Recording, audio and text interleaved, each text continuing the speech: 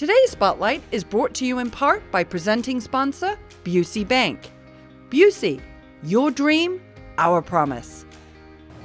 Welcome to Spotlight. I'm your host, Jane Wernette, and today I'm joined by three local nonprofits, 100 plus women who care, Fox Valley Special Recreation Association, and Little Friends.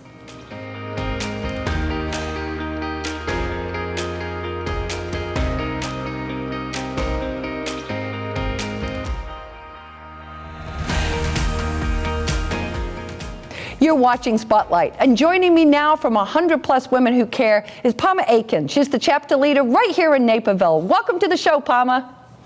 Hi, Jane. Thank you. Thank you for having me. Absolutely. Well, let's start right off with what is a giving circle and what does it mean to become a member of one? Essentially, what we do is we gather together every quarter, and members are able to nominate their favorite local charities, and then we vote and pick one. And then all the members, regardless of what their preference was when we went into the meeting, now promises to pay $100, donate $100 to the charity that we chose at the most recent meeting. And so we have 130 members or so, and so our last charity we gave $13,000 directly from our club. That's amazing. I mean, that's a big impact in one fell swoop, right?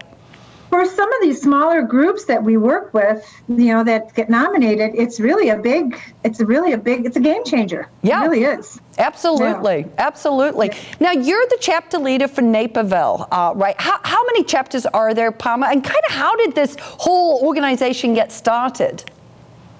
Oh, thank you, Jane. Our chapter started in 2009.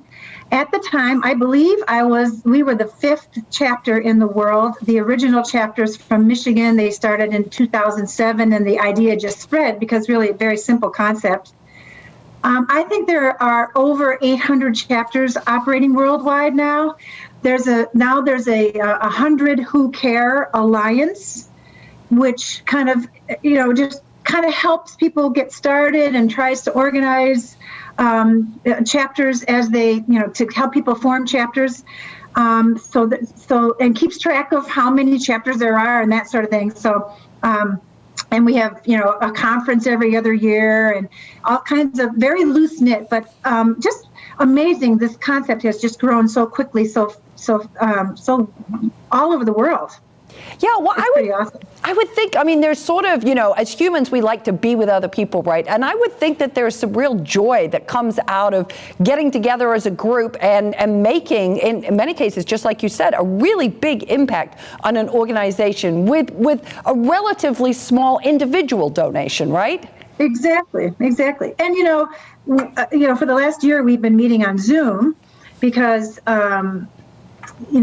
we can't really get together, and so that kind of aspect is hard to recreate on Zoom.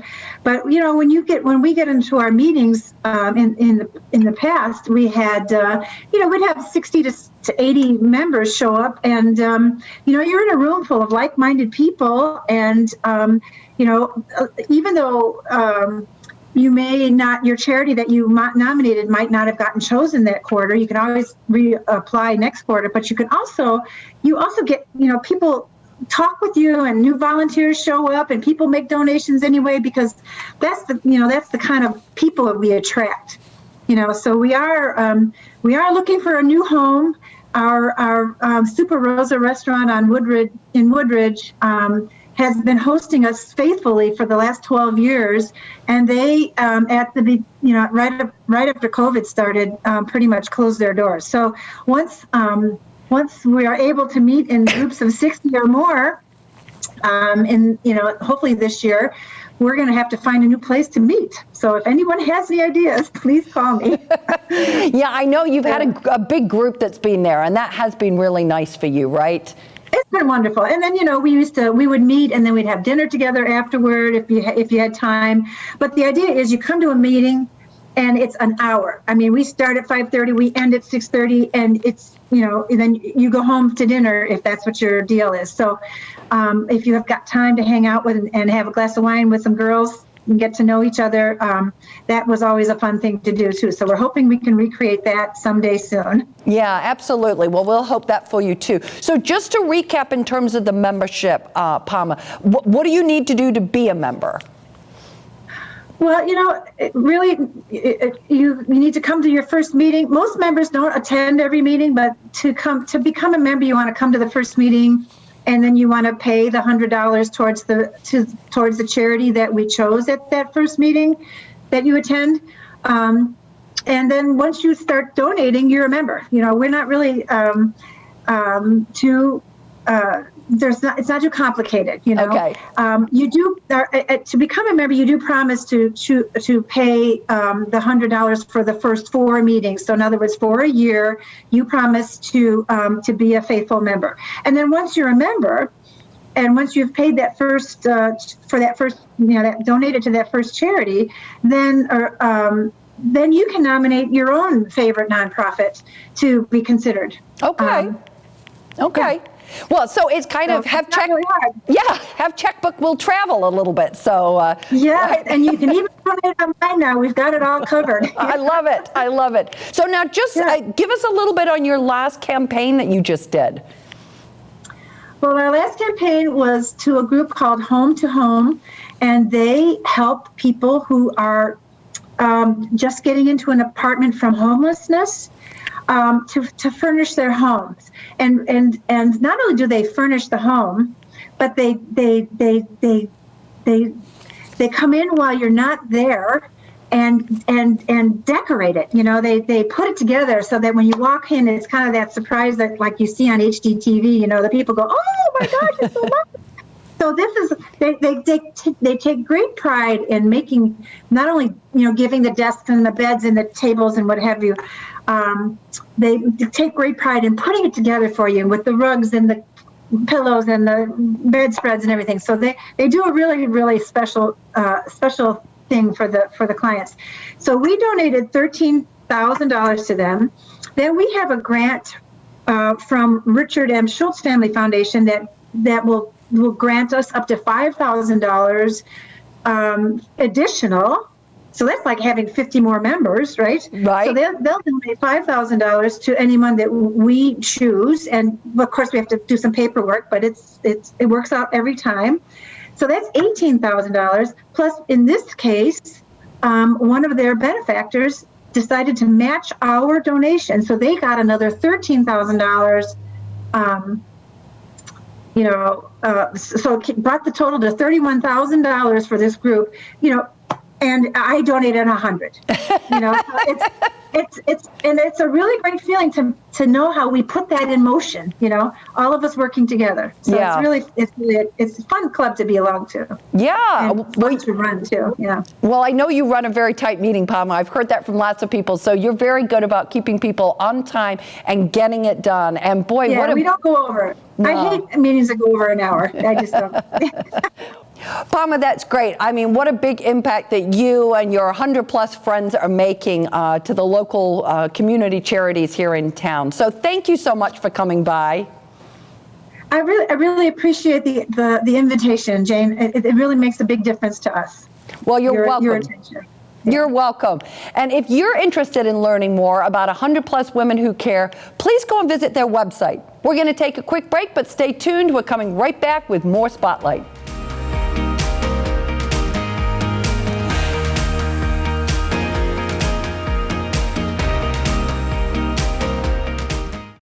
For more than 150 years, you've believed in Busey. Today, more than ever, we believe in you. To our healthcare workers, first responders, and local businesses, you're central to the communities we're proud to call home. Busey's grateful to partner with you and your families through life's ups and downs, today and for generations to come. Because as neighbors helping neighbors, we're in this together. Busey, grateful to serve the communities we call home.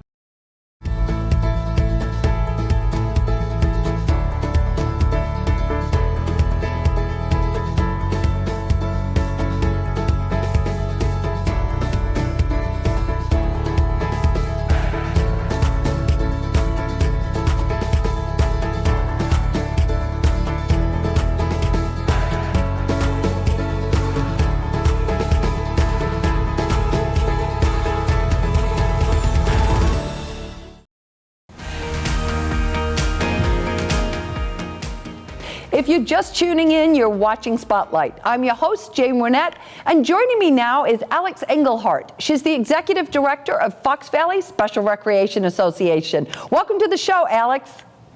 Hi, Jane. Thanks so much for having me. Oh, really pleased to have you with us today. And we're going to start right out. Just give us a little bit of an overview of Fox Valley Special Recreation Association.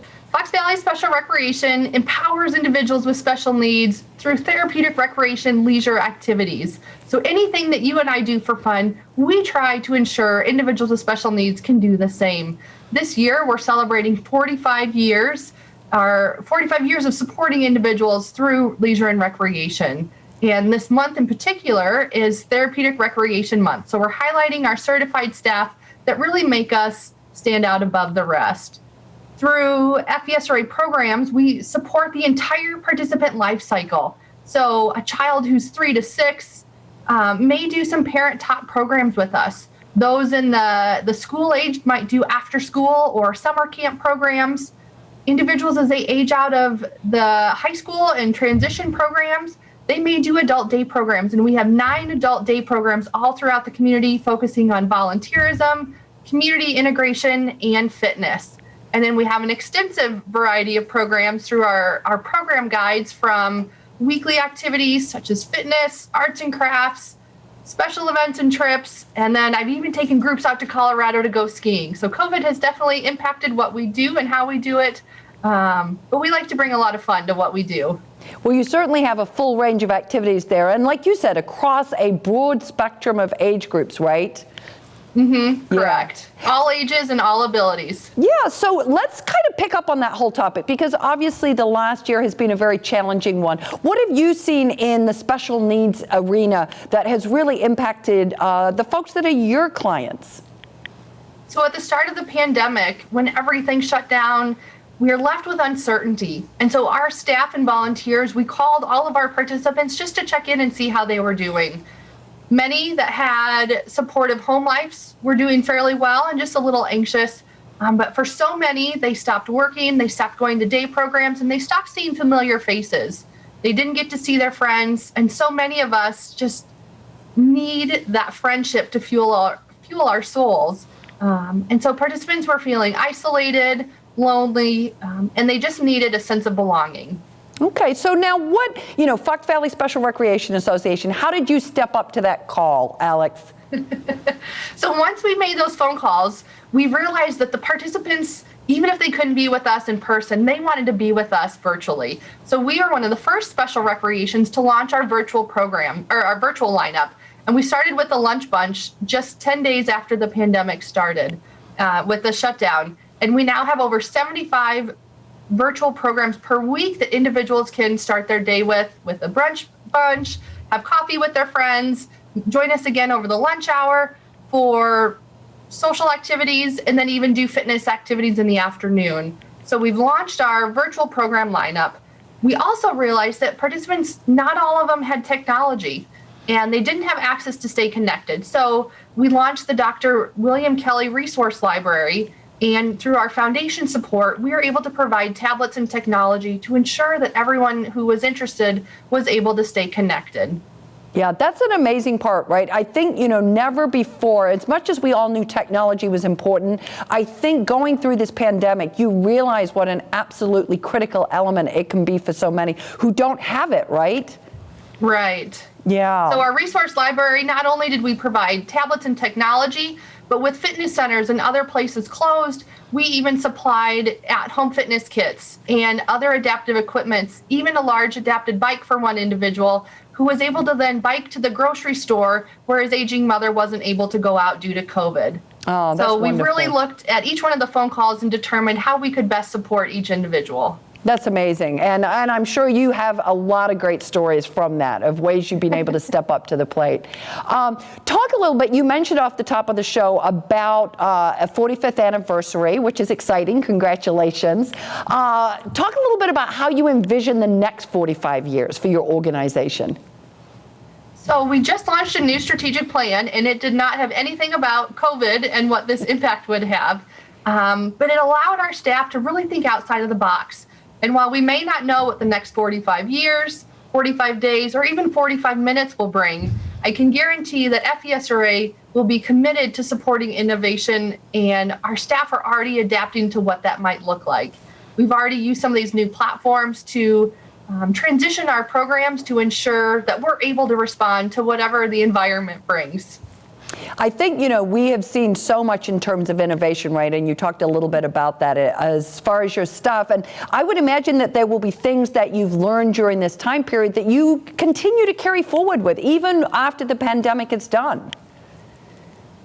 Right. Our virtual lineup, we've been able to connect with participants who maybe didn't want to do the in-person programs. And we've gotten so many new individuals that have joined us for our virtual programs.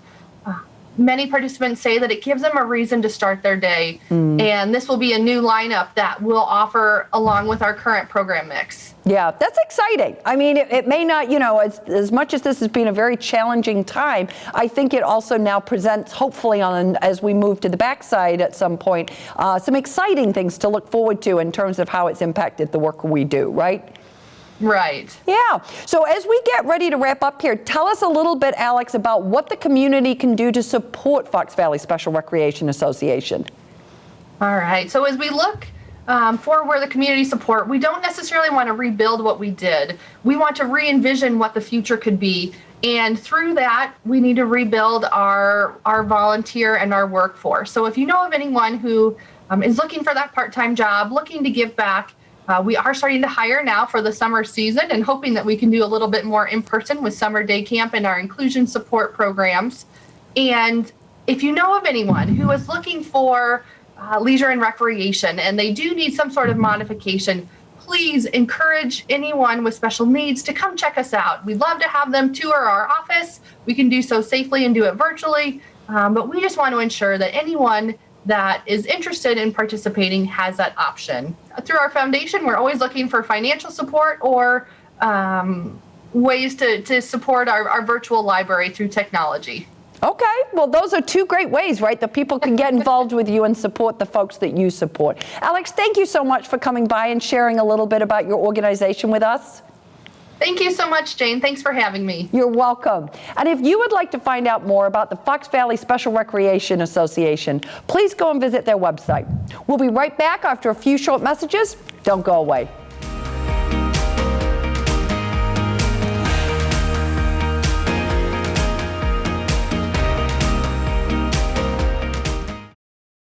For more than 150 years, you've believed in Busey. Today, more than ever, we believe in you. To our healthcare workers, first responders, and local businesses, you're central to the communities we're proud to call home. Busey's grateful to partner with you and your families through life's ups and downs, today and for generations to come. Because as neighbors helping neighbors, we're in this together. Busey, grateful to serve the communities we call home. NCTV 17's news team brings you coverage that is specific to Naperville, accurate, and up to date on the latest developments in our community. These stories keep us informed and inspired. These stories bring us together. If you value your local nonprofit television station, please make a donation so NCTV 17 can continue its mission of telling local stories on air and online.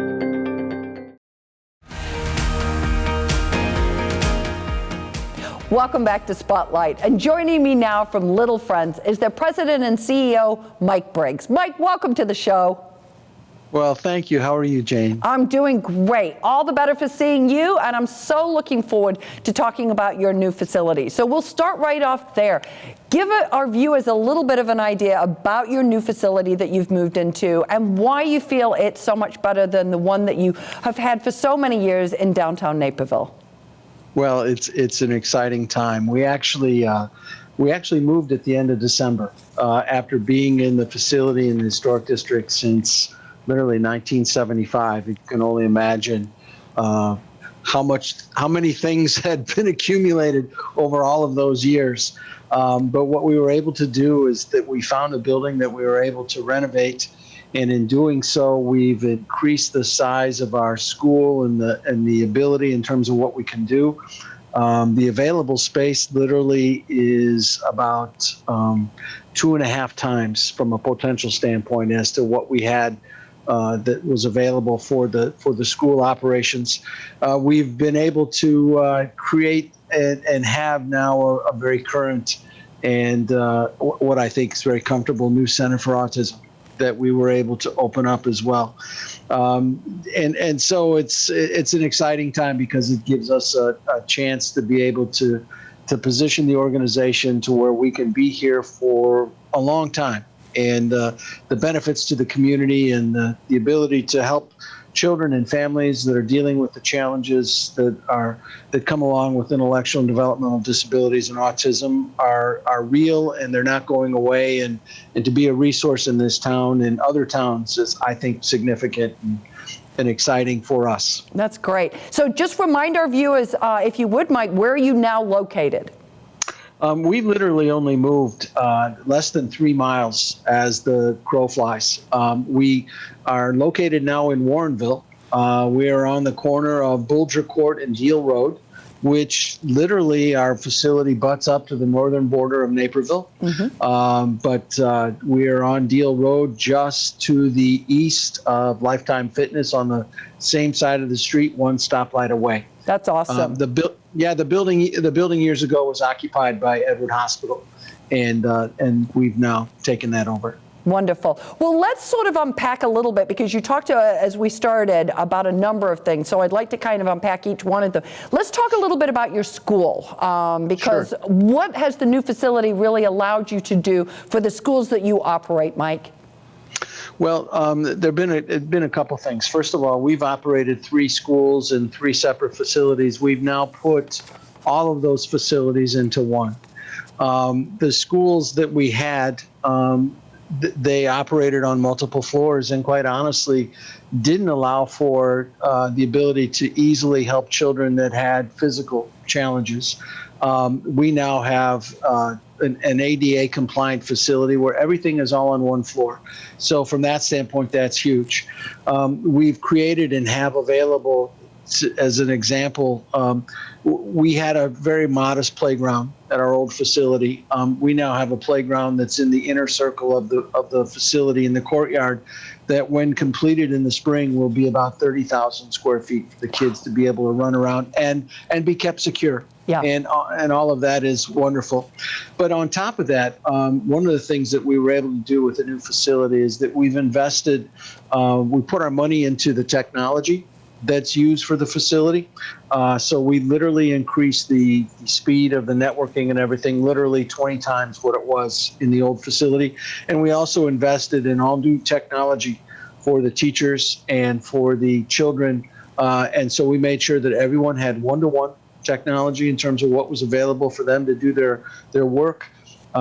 We never had digital cameras. We now have digital cameras. We have, instead of old smartboard technology, we now have interactive flat panels that are things that the teachers can use. It's exciting stuff, and it's really, these investments have really moved us well into the 21st century compared to where we were. And we've always had great programming, but to be able to complement it with the technology, I think, is outstanding. Yeah, absolutely. So the schools are in good shape with a lot of room to grow. We still have physical space where we can add, my guess is probably somewhere between 15 and 17 classrooms, depending upon the size. And with 8 children per classroom and what we have now, we'll have capacity to be able to serve up to 300 children if need dictates. And that's something long after I'll be gone. But, that'll be something that at least it'll provide for the organization room for growth, which I think is a good thing. That's great. So let's kind of switch gears a minute to the Center of Autism that you mentioned. Just give us a quick highlight in terms of how that has transitioned into your new facility and the benefits. Well, we were located on the top floor of one of the wings where we were at, and we now have a facility that in essence has been renovated, and really the interior is all brand new. So it's very comfortable, the size of the therapy rooms, and we have at least 10 therapy rooms available for the children that we care for. All of those are in place. We have a new gentleman who's running our center, and we are about to bring on staff a second psychologist to be able to do diagnostic evaluations, as we're pushing to be able to run and do more of those. There are some really nice, there's nice space available for occupational therapy. There's just some really nice improvements that were made that will benefit the children that come in for either diagnostic evaluations or the therapies and social groups that we provide for the kids and families.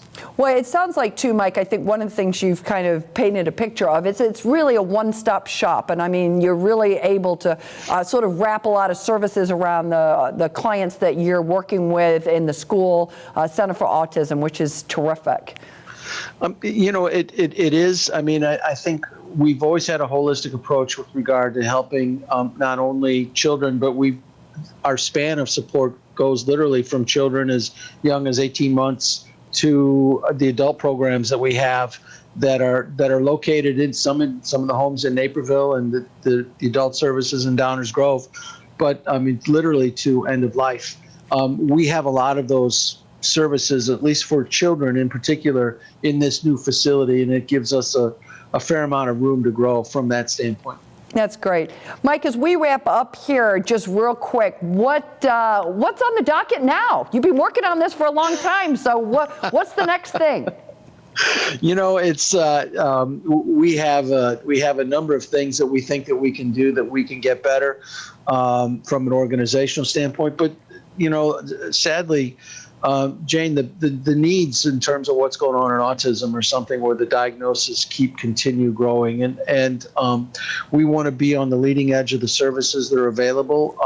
We want to continue to help the families in the communities that surround us to be a resource that they can count on and in essence trust to know that we'll be there to be able to support them. So we're going to continue to let people know what we do and let people see the new facilities and know that we'll be here if they ever do need us. And that's a lot of the stuff that we're going to be doing in the coming years, working on that.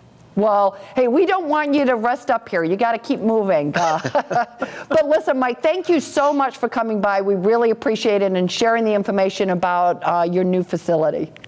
Well, thank you for having me. It's great to see you. I'm sorry that we can't do this in person, but we've been doing Zoom for a long time. All of us have, and I think we're all looking forward to those opportunities, and hopefully the not too distant future where we can get together and do these meetings and events the way they used to be. Yes, absolutely, absolutely. Thank you. And if you would like more information about Little Friends, please go and visit their website. We're going to take a quick break, but stay tuned. We're coming right back with more Spotlight.